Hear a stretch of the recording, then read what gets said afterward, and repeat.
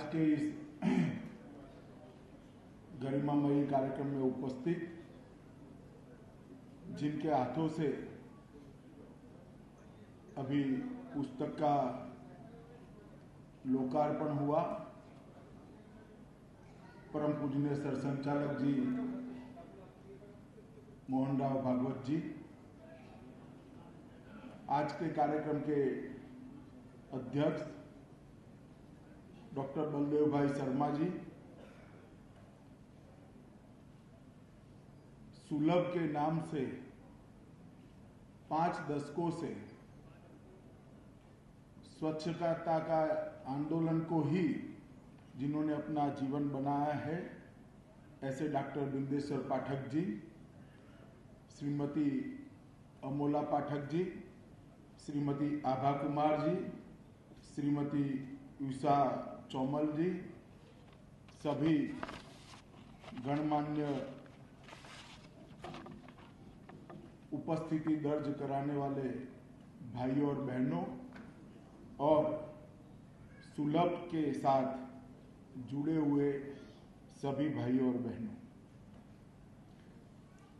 आज इस कार्यक्रम में पाठक जी ने एक पुस्तक लिखी है, इसका लोकार्पण किया गया है।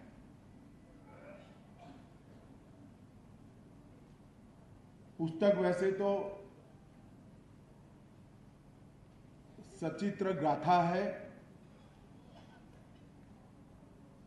एक बालक अपने कर्तृत्व के आधार पर शायद देश से गरीब परिवार में जन्म लेकर परिश्रम, ईश्वर दत्त मेघा, सबको साथ लेकर कैसे आगे बढ़ा जाता है, इसका एक प्रयास और खुद अपने जीवन का कोई महत्वाकांक्षा करे बगैर काम करते करते दुनिया के सबसे बड़े लोकतंत्र के सर्वोच्च स्थान पर कैसे पहुंच सकता है, इसकी एक गाथा। स्वाभाविक है ये आज के हमारे देश के यशस्वी प्रधानमंत्री नरेंद्र भाई मोदी के जीवन की सचित्र गाथा है। मित्रों, इसमें एक लीजेंड शब्द प्रयोग किया गया है। पाठक साहब के साथ विनम्रता से मेरी असहमति इस शब्द के बारे में मैं व्यक्त करता हूं। यहाँ इस सभागार में बहुत सारे लोग हैं जिन्होंने नरेंद्र भाई को नजदीक से काम करते हुए देखा है। साहजिकता से, सरलता से कार्यकर्ता की भांति काम करते करते आगे बढ़ने का उनका जो स्वभाव है, उसके साथ इस शब्द प्रयोग मेल नहीं खाता है। नरेंद्र भाई का जीवन वैसे देखे तो बहुत गरीबी में बचपन बीता। बचपन से ही राष्ट्रीय स्वयंसेवक संघ से जुड़े, प्रचारक बने, भारतीय जनता पार्टी के संगठन का दायित्व आया, संगठन मंत्री बने। गुजरात के संगठन मंत्री के बाद राष्ट्रीय स्तर पर दायित्व आया, राष्ट्रीय महामंत्री बने। उसके बाद में राष्ट्रीय संगठन मंत्री बने। एक भी पंचायत का चुनाव भी न लड़ने के बावजूद उनको पार्टी ने गुजरात का मुख्यमंत्री बनाकर भेज दिया।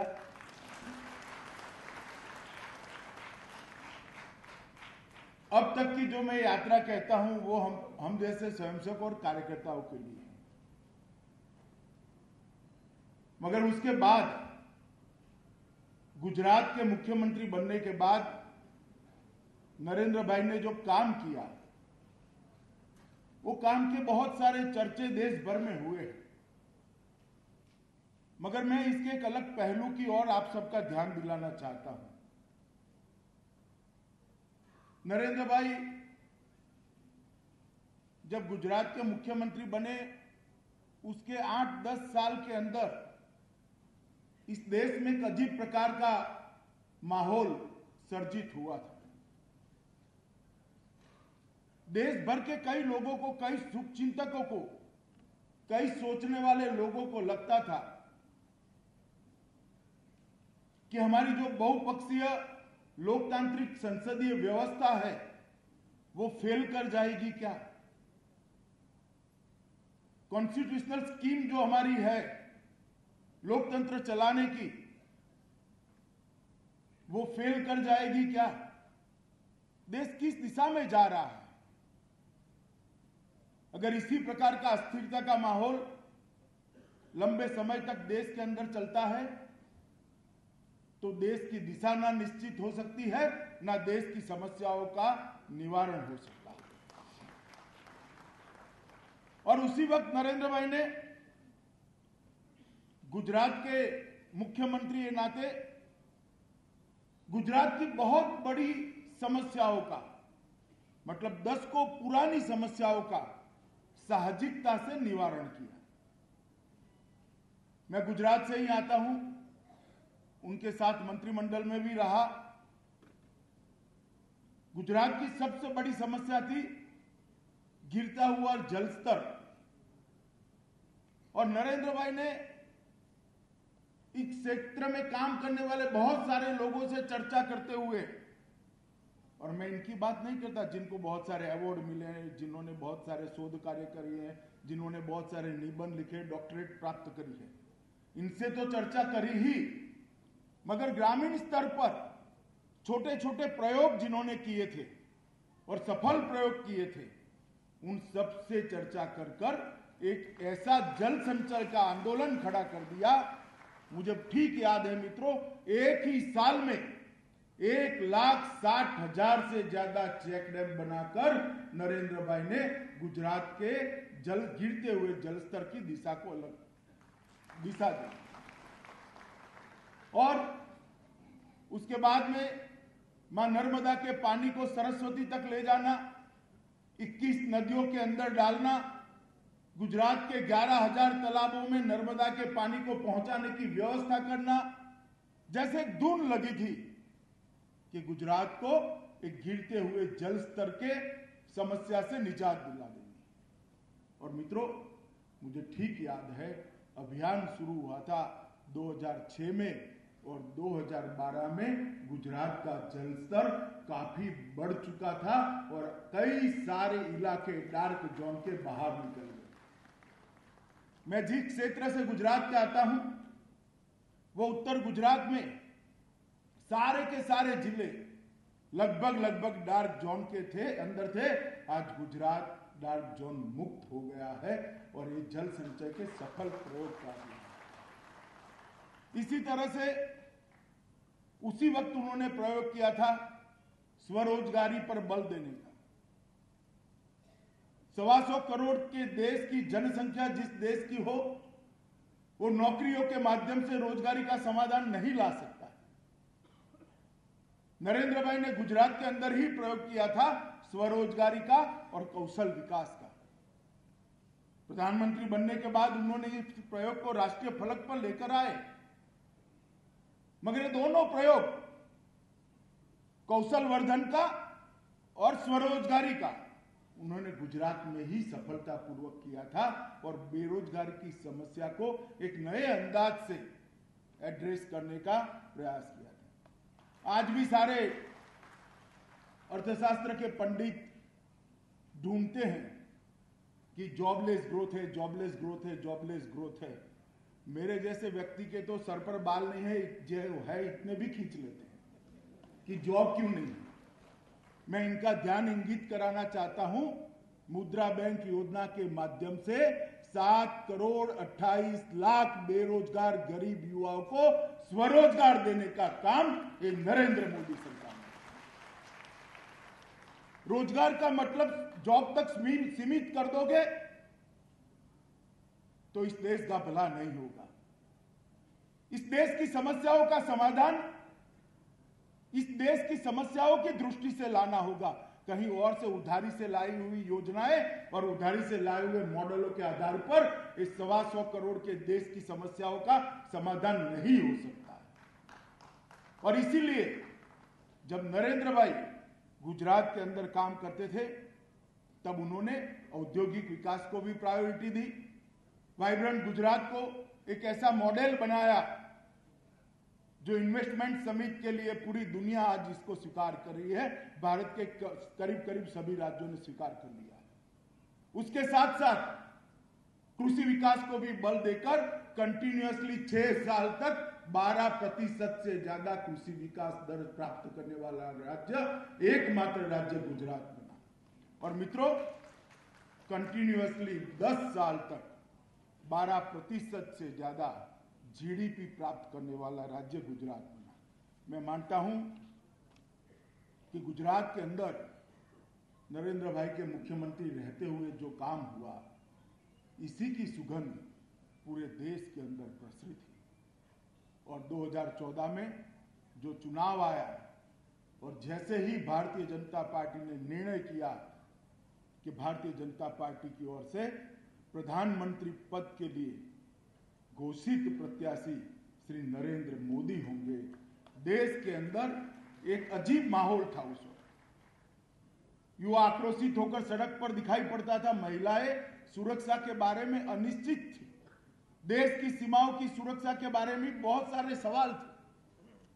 विश्व में देश की साख दिन प्रतिदिन गिरती जाती थी।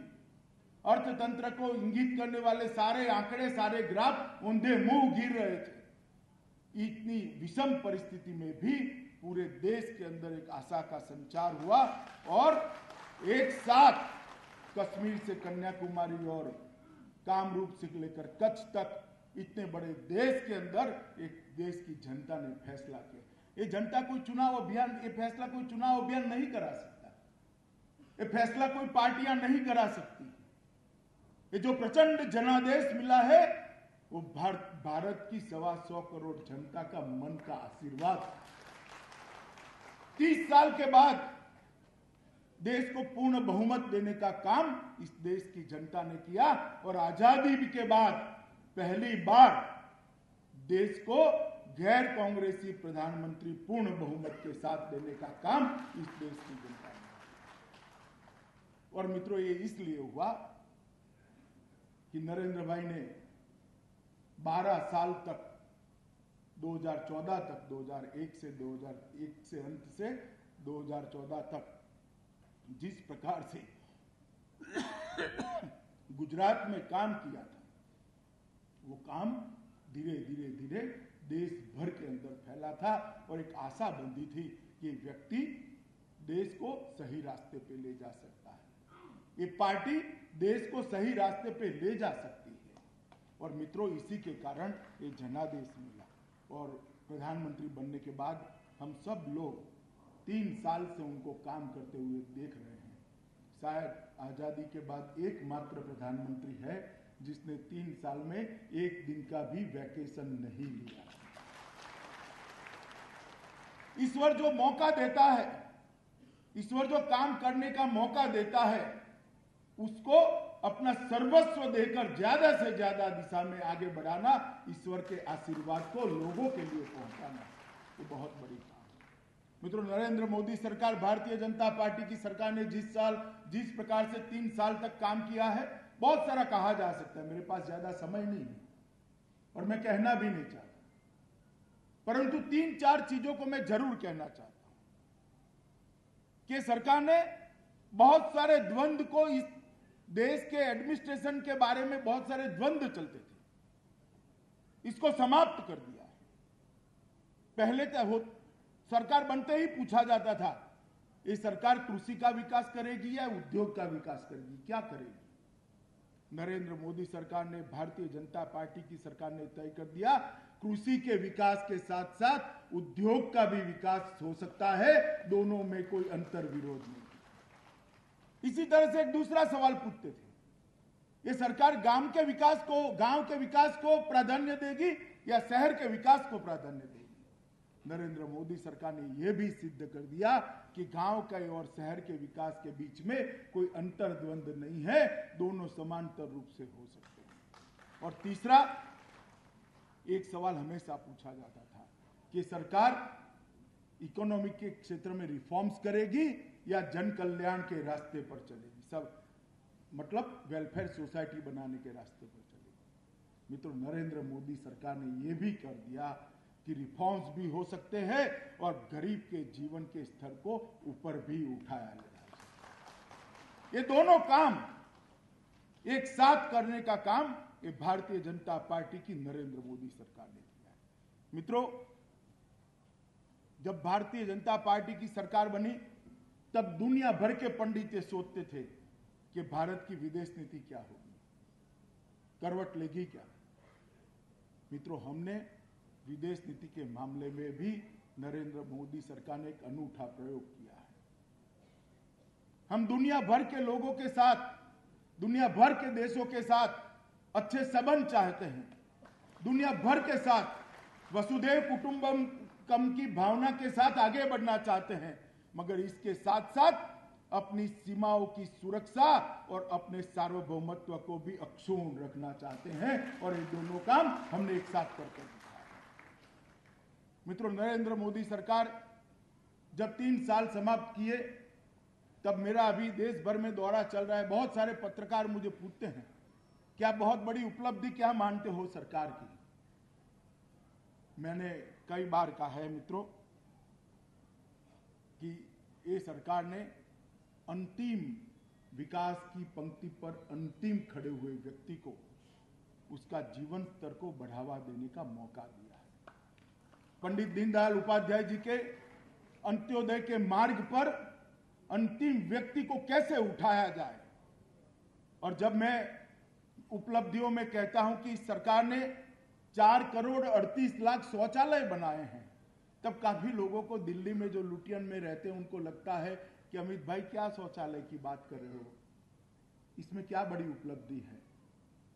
मगर मैं हॉल में जो बैठे हैं इन सबको भी कहना चाहता हूं मित्रों, आपने पूर्वी उत्तर प्रदेश, बिहार, उड़ीसा के दूर दराज के गांव में गरीबी नहीं देखी है। एक 16 साल की बच्ची सुबह शौच क्रिया के लिए गांव के बीच में से चलकर खुले में जब उसको बैठना पड़ता है तब उसके आत्मा पर, उसके मन पर, उसके आत्मविश्वास पर जो ग्लानि आती है, इसका अनुभव हमें नहीं है। इस 16 साल की बच्ची को अभी देश का नागरिक बनना बाकी है, देश के विकास में अपना योगदान देना बाकी है, अपने स्वप्न देखना बाकी है। इस ग्लानि से उसका आत्मविश्वास चूर चूर हो जाता है। और जब मैं कहता हूं कि नरेंद्र मोदी सरकार ने, भारतीय जनता पार्टी की सरकार ने 4 करोड़ 38 लाख शौचालय बनाए हैं, तब नरेंद्र मोदी सरकार ने, भारतीय जनता पार्टी की सरकार ने और प्रधानमंत्री के दिशा निर्देश ने करोड़ों महिलाओं को और करोड़ों बच्चियों को सम्मान के साथ जीने का एक रास्ता बता दिया। उनको मौका दिया है देश के लिए कंट्रीब्यूट करने का, उनको मौका दिया है अपने जीवन के बारे में स्वप्न देख पाने का। और ये सोच तभी आ सकती है जब व्यक्ति गरीबी से उभरा हुआ हो, गरीबी को देखा हुआ हो और संघर्ष जीवन में किया हुआ हो। इस देश में 12.5 करोड़ गैस बट गए थे। 12.5 करोड़ गैस के एलपीजी सिलेंडर में से 11 करोड़ 80 लाख गैस शहरी एरिया में बटे थे।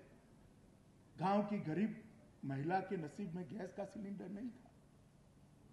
हमें लगता है गैस के सिलेंडर में क्या है, मगर जब एक महिला अपनी झोंपड़ी में कंडे और टहनियां जलाकर खाना पकाती है घर के लिए, घर पूरा धुएं से भर जाता है, झोंपड़ी धुएं से भर जाती है। कोई भी सिगरेट पीने की आदत न होने के बावजूद भी 400 सिगरेट जितना धुआं उसके फेफड़े के अंदर चला जाता है और वो महिला का स्वास्थ्य खत्म हो जाता है। उसका बच्चा बड़ा होने से पहले भी टीबी से ग्रस्त हो जाता है। और नरेंद्र भाई ने तय किया कि 2019 तक 5 करोड़ गरीब महिलाओं को गैस का सिलेंडर देने का काम ये सरकार करेगी और 2024 तक देश के हर घर में गैस का सिलेंडर पहुंचाएंगे। मित्रों, एक झोंपड़ी को धुएं से मुक्त करने का विचार उसी को आ सकता है जो समता मूलक समाज के सिद्धांत को स्वीकार करता है, उसी को आ सकता है। और मित्रों, कई सारे ऐसे काम जो 3 साल के अंदर हुए, लगभग 13,000 गांवों में बिजली पहुंची। अगले साल मई तक ये देश में एक भी गांव ऐसा नहीं होगा जहां बिजली नहीं होगी, एक भी गांव ऐसा नहीं होगा जो रोड से जुड़ा हुआ नहीं होगा, एक भी घर ऐसा नहीं होगा जहां शौचालय नहीं होगा। 2024 तक एक भी घर ऐसा नहीं होगा जहां एलपीजी का सिलेंडर नहीं होगा। आज एक भी घर ऐसा नहीं है जहां बैंक अकाउंट नहीं पहुंचा है, और ये सारा 70 साल की आजादी के बाद करना पड़ता है। विकास की बात करने वाले, गरीब की बात करने वाले कई सरकारें, कई व्यक्ति प्रधानमंत्री बने और चले गए, कई पार्टियां आई और चली गई। ये सब हमारे भाग्य में इसलिए आया है कि आगे किसी ने किया नहीं।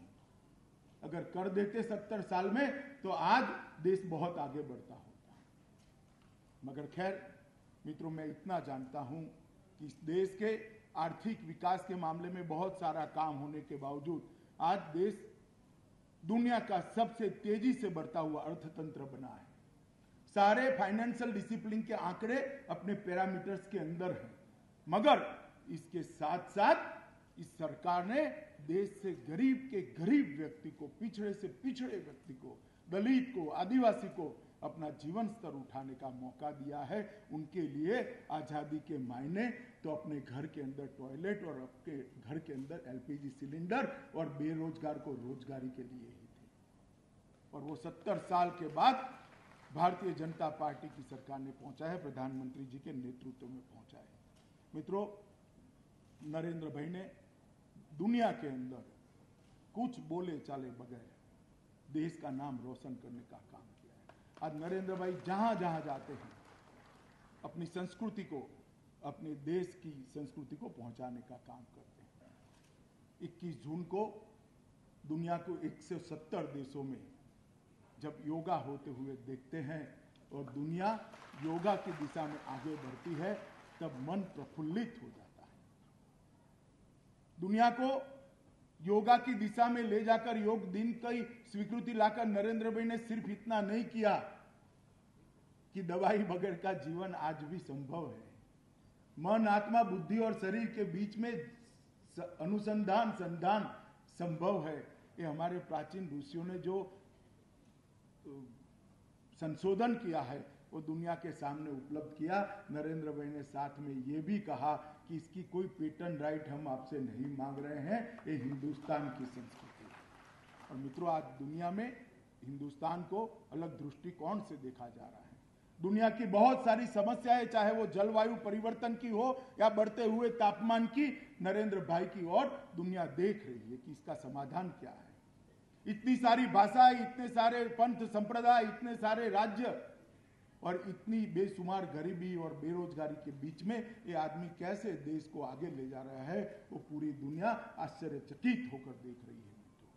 मैं मानता हूं कि गरीब से गरीब घर में जन्मे हुए बालक से लेकर ये राष्ट्रीय स्वयंसेवक संघ के स्वयंसेवक बनकर, प्रचारक बनकर, भारतीय जनता पार्टी के संगठन के लिए कोई चुनाव लड़े बगैर सालों तक काम करने के बाद एक आदमी जब मुख्यमंत्री बनता है, प्रधानमंत्री बनता है और विश्व के सबसे बड़े लोकतंत्र को और विश्व के सबसे महान देश को एक सच्ची दिशा में ले जाता है, तो मैं मानता हूं मित्रों, पूरी दुनिया नरेंद्र भाई के व्यक्तित्व को और नरेंद्र भाई के जीवन को जानने के लिए बेताब है, आतुर है।